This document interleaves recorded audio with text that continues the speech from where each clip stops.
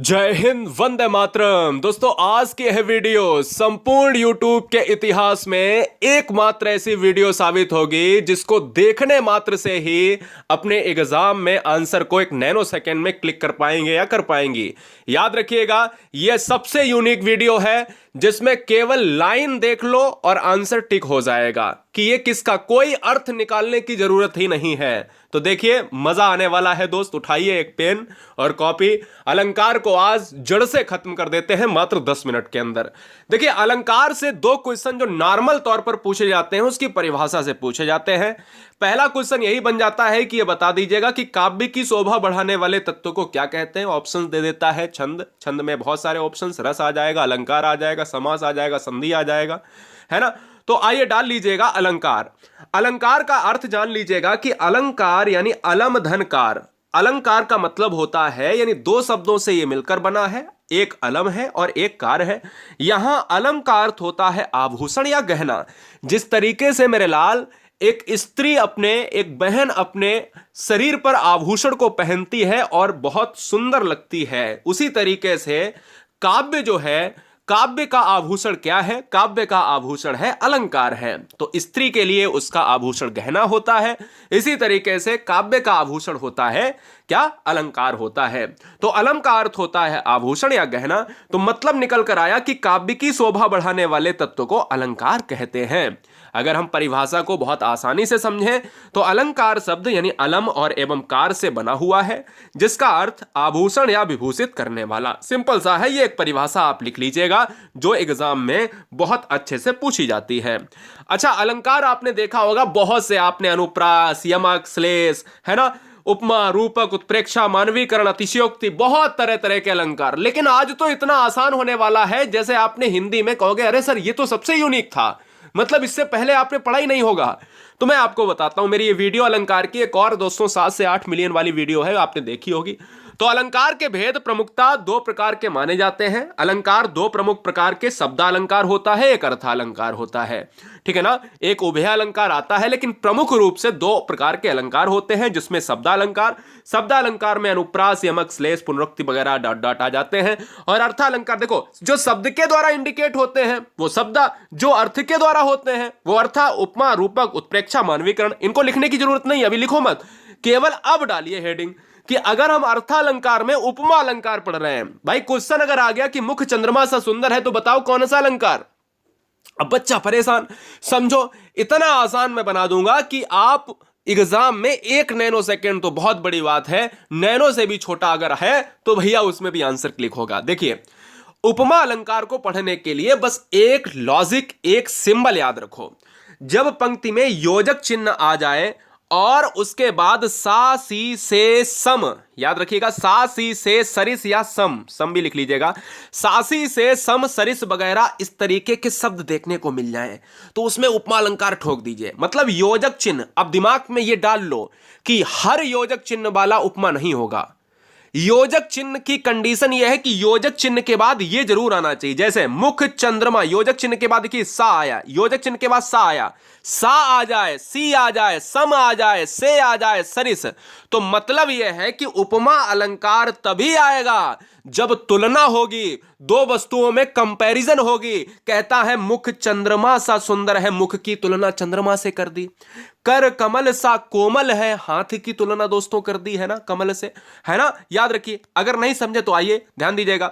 मखमल के, देखिए कर कमल सा बता चुके, मखमल के झूले पड़े हाथी सटीला। देखो योजक के बाद सा आ गया है, तो मतलब योजक के बाद अगर सा, योजक क्या है? योजक ये है डैश, जिसको डैश कहते हैं। डैश के बाद अगर सा आ जाए, सी आ जाए, सम आ जाए, तो दुनिया का सारा टेंशन डिप्रेशन छोड़ के उपमा ठोक दीजिए, कभी गलत नहीं होगा। बात खत्म हो गई, बात खत्म हो गई। आइए, अब रूपक में भी योजक आता है। देखो रूपक और उपमा को कितना आसान से हम अलग कर देते हैं, देखो कितना मजा आ जाता है दोस्तों। आप कहोगे कि सर कभी हमने रूपक नहीं पढ़ पाया था, आज तो आपने ऐसे समझा दिया चुटकी में। देखो, जब पंक्ति में योजक चिन्ह आए, अब आप कहोगे कि सर आपने तो यह भी बताया था कि उपमा में भी योजक चिन्ह आए। अरे भाई, योजक चिन्ह के बाद हमने कहा था सासी से समसरिस आ जाए तो उपमा ठोक देना, और मैंने कहा कि अगर योजक चिन्ह के बाद सासी से सम ना आए तो रूपक ठोक देना। बात खत्म। मतलब आ जाए सासी से सम तो उपमा, और ना आए सासी से तो भैया के अलंकार होगा, रूपक होगा। मैया मैं तो चंद्र खिलौना ली हूं, मतलब योजक चिन्ह के बाद सासी से ना आकर शब्द, शब्द शब्द के बीच में शब्द चंद्र है, खिलौना चंद्र है, बीच में योजक है, शब्द शब्द के बीच में योजक आ जाए तो रूपक हो जाएगा। कैसे, आइए और जान ले। दो उदाहरण और देता हूं। चरण कमल बंदो हरिराय, कितनी बार एग्जाम में आया चरण। आज ही वीडियो को अगर पसंद आ रहा हो तो चैनल को सिलेक्शन के लिए, पास होने के लिए सब्सक्राइब कर लें, बहुत ईमानदारी से। हर बहन हर भाई बहुत ईमानदारी से सब्सक्राइब कर लें। चरण कमल बंदो हरिराय, देखो सासी से सम नहीं आया है, शब्द शब्द के बीच में योजक आ जाए तो रूपक, और शब्द सासी सम लेकर आ जाए यानी योजक के साथ सासी सम से लेकर आ जाए तो हो गया उपमा। राम कृपा भव निशा सिरानी, राम कृपा भव निशा सिरानी, तो योजक के बाद क्या आया है? नहीं, योजक के बाद शब्द आ रहा है, तुरंत रूपक हो जाएगा। उत्प्रेक्षा जान लो। यदि पंक्ति में ज्यों, ध्यान दीजिएगा, उत्प्रेक्षा, हां बहुत बढ़िया। उत्प्रेक्षा अलंकार तो 1 सेकंड का, 1 नैनो सेकंड से भी कम। देखो उत्प्रेक्षा अलंकार यदि पंक्ति में ज्यों त्यों मानो एव मनु जनु जान मनहु जनहु इस तरीके से शब्द आते हैं, जनु जानो मनु मानो जनहु मनहु इत्यादि, जानो मानो टानो, है ना, ये शब्द दोस्तों आते हैं तो वहां क्या उत्प्रेक्षा अलंकार होता है। बोले सर कैसे? ट्रिक याद कर लीजिएगा, ट्रिक नोट कर लो कि जनु वर्षा ऋतु प्रकट बुढ़ाई, जनु आ गया। जनु देखो, नेत्र मानो कमल है, नेत्र मानो कमल है। अगर नेत्र मानो कमल है पूछ लिया जाए कौन सा अलंकार, तो ठोक दोगे ना दोस्त, अलंकार होगा उत्प्रेक्षा होगा। ठीक है, नहीं आ रहा है समझ में तो आइए एक और करते हैं। मैंने कहा जनु जानो मनु मानो मनहु जनहु, एक और लेता हूं कि जैसे सोहत ओढ़े पीत पट श्याम सलोने गात, मनहु नीलमणि शैल पर आतप परयो प्रभात। दो दोस्तों बताइएगा कि यह उत्प्रेक्षा अलंकार की ट्रिक नहीं है? बिल्कुल है दोस्तों, यही गुरुजी वर्ड आपको सिखाता है कि एग्जाम में कैसे टॉपर बने, किस तरीके से एग्जाम को टॉप करें। ठीक है ना, चलिए। अतिशयोक्ति अलंकार इतना आसान, बहुत आसान। हेडिंग डाल लीजिएगा अतिशयोक्ति। देखो अतिशयोक्ति कहते नहीं, तुमने तो अतिशयोक्ति कर दी। मैं आपको बताता हूं कैसे।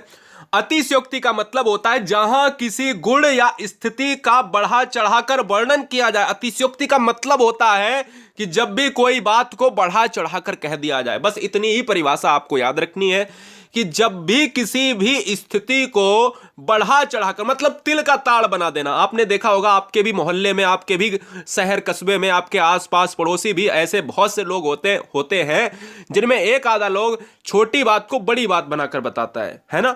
बड़ी बात बनाकर कह बोला कि मैंने तो एक बार स्कूटी को हवा में उड़ा दिया, है ना, मैंने एक बार मोटरसाइकिल को हवा में उड़ा दिया, है ना। कोई बीमार है तो उसको बोल दिया अरे वो तो मर गया। तो इस तरीके से कोई छोटी चीज को तिल का ताड़ बना देना। अब देखो बढ़ा चढ़ाकर वर्णन किया गया है, जैसे आगे नदियां पड़ी अपार, घोड़ा कैसे उतरे पार। मतलब नदियां आगे हैं और कैसे जो है नदियां बहुत चढ़ी हुई हैं, घोड़ा कैसे उतरे पार। राणा ने सोचा इस पार, तब तक चेतक था उस पार। चेतक घोड़े का नाम है, चेतक था उस पार। मतलब जैसे जैसे राणा महाराणा सोचते हैं वैसे वैसे नदी को पार करके घोड़ा चला जाता है। कितना बढ़ा चढ़ाकर वर्णन किया गया है। मतलब सोच भी नहीं पाया राणा ने और चेतक हो गया उस पार नदी के पार। ऐसा नहीं हो सकता। मतलब जहां पर चीजों को बढ़ा चढ़ाकर वर्णन किया जाए तो वहां पर दोस्तों अतिशयोक्ति अलंकार होता है। जैसे जैसे हनुमान की पूंछ में लगन न पाई आग, सगरी लंका जल गई, भाग गए निशाचर भाग, है ना।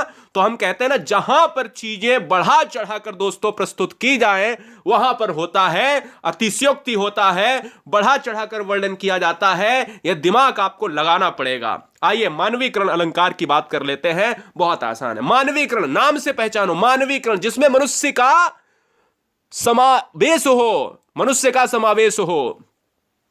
जब प्राकृतिक वस्तुओं में पेड़ पौधे बादल आदि में मानवीय भावनाओं का होने का वर्णन होता है, यानी ऐसी प्राकृतिक वस्तुएं चाहे पर्वत हो चाहे पेड़ हो, उसमें अगर मनुष्य की तरह, जैसे पेड़ कोई है बोला पेड़ मुस्कुरा रहा है तो क्या वो मनुष्य है? लेकिन कह दिया तो मानवीकरण अलंकार हो गया।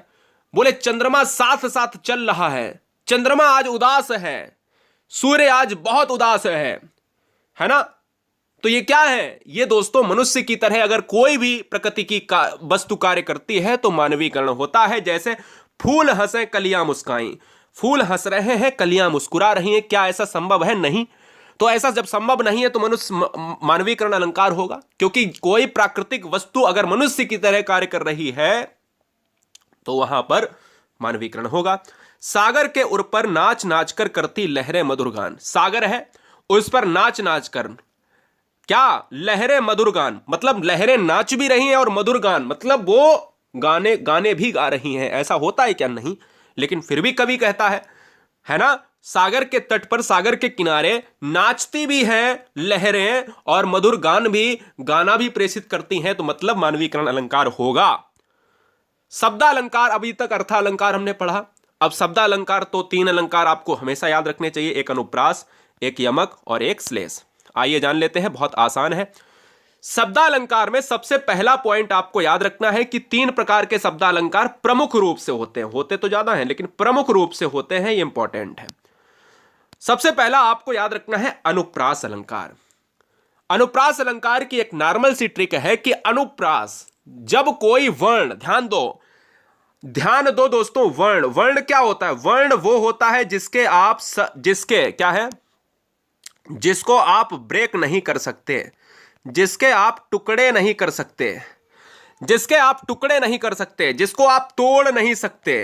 क्या है? जिसको आप तोड़ नहीं सकते दोस्त, वही अनुप्रास है।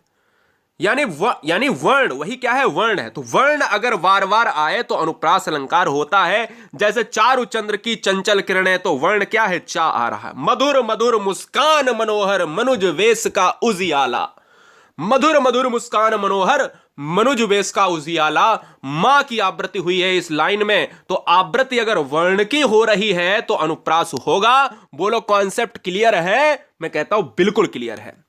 आइए यमक अलंकार को देख ले, बस इसका थोड़ा सा बड़ा वर्जन। मैंने कहा था कि जब वर्ण बार बार आए तो अनुप्रास, अभी दिखाया आपको चा और इधर दिखाया आपको, जैसे रघुपति राघव राजा राम पतित पावन सीताराम, वर्ड आवृत्ति हो रहा। अब यमक में क्या है कि शब्द बार बार आए, एक ही शब्द बार बार आए, एक ही वर्ण बार बार आए तो अनुप्रास, एक ही शब्द बार बार आए तो यमक। कनक कनक ते 100 गुनी, कनक आया है, कनक आया है, अर्थ अलग अलग है। सोना यहां पर, यहां दतूरा है। ऐसे ही यहां पर देखिए, काली घटा का घमंड घटा, काली घटा का घमंड घटा, 2 वर्ण आए हैं, 2 शब्द आए हैं। तो घटा शब्द अलग है, घटा शब्द एक ही है या अलग है? तो मैं कहता हूं एक ही शब्द है, इसके अर्थ अलग अलग है। तो शब्द एक ही है, अर्थ अलग अलग है, तो भैया शब्द के लिए यमक याद रखो, अर्थ के लिए यमक याद रखो, और वर्ण के लिए दोस्तों, वर्ण के लिए आपको अनुप्रास याद रखो। जैसे एक और यमक लेते हैं, माला फेरत जुग गया फिरा न मन का फेर, कर का मन का डारी दे। मन का दोस्तों, मन का दोस्तों, मन का, ये क्या है? ये है आपके शब्द हैं। तो शब्द पहचान गए होंगे, शब्द यानी वर्णों से बनता है, वर्ण का बड़ा रूप शब्द है। वर्ण वो है जो तोड़ा नहीं जा सकता। वर्ण आवृत्ति होगा तो अनुप्रास, शब्द आवृत्ति होगा तो यमक होगा। और अब इस वीडियो का अंतिम अलंकार है। वीडियो को लाइक नहीं किया है, यह सबसे बड़ी नाकामी हमारी है, कि मुझे लगता है कि अभी भी कमी है कुछ। आप सभी का एग्जाम बहुत अच्छा होगा। सभी बच्चे वीडियो को लाइक कर लें और चैनल को ईमानदारी के साथ सिलेक्शन के लिए, पास होने के लिए आज ही सब्सक्राइब करें ताल ठोक कर। सारा मटेरियल प्लेलिस्ट में मैं फ्री और निःशुल्क पढ़ा रहा हूं। सभी बच्चे नोट्स को तैयार कर लें। श्लेष अलंकार क्या है? श्लेष अलंकार का मतलब होता है कि शब्द तो एक होगा। अभी तो शब्द क्या है? शब्द बार बार आ रहा था, शब्द के अर्थ भी अलग अलग थे। शब्द तो एक होगा, लेकिन हो सकता है एक ही शब्द के कई अर्थ हों। जैसे रहीमन पानी राखिए बिन पानी सब सून, पानी गए ना उबरे मोती मानुष शून, मोती मानुष शून। तो यहां पर क्या है? शब्द की बात अगर मैं कर लेता हूं, जैसे पानी का पहला अर्थ मनुष्य के संदर्भ में है, जिसका मतलब विनम्रता है। रहीम जी कह रहे हैं कि मनुष्य हमेशा विनम्रता, यानी जो पानी है विनम्र होना चाहिए। और पानी का दूसरा अर्थ होता है आभा या तेज या चमक से है, ठीक है ना। तो याद रखिएगा, जिसके बिना मोती का कोई मूल्य नहीं है। तो यहां पर एक ही शब्द पानी, उसके अलग अलग अर्थ को दर्शाया गया है। शब्द एक ही है लेकिन उसके अर्थ जो है, एक शब्द के अर्थ को कई तरीके से डिस्क्राइब। श्लेष का मतलब होता है चिपका होना, यानी जब अर्थ जो है, जब शब्द के एक ही अर्थ में कई अर्थ चिपके होते हैं तो वहां पर श्लेष अलंकार होता